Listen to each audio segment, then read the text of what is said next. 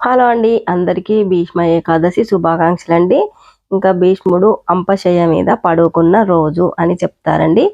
ఈ రోజైతే భగవద్గీత చదవాలి అని అంటారండి. భగవద్గీత మొత్తం చదవలేని వారు ఈ 2 స్తోత్రాలు చదివిన భగవద్గీత స్తోత్రం చదివిన ఫలితం వస్తుంది అని అయితే నేను గీతా క్లాసెస్కి వెళ్ళినప్పుడైతే చెప్పేవాళ్ళండి. ఆ 2 శ్లోకాలు నేను ఇప్పుడు చెప్తానండి.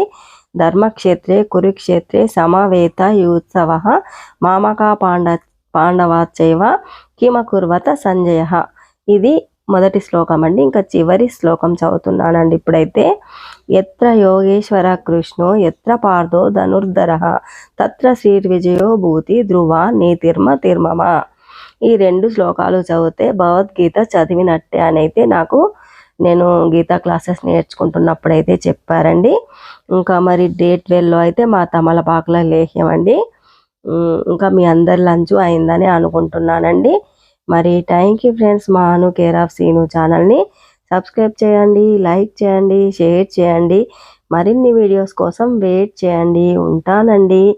ఇంకా ఏకాదశి ఇలాంటి తిథుల్లో అయితే ఇంకా స్వామివారికి తులసి మాలలు అవి వేస్తే చాలా మంచిది అని అయితే చెప్తారండి.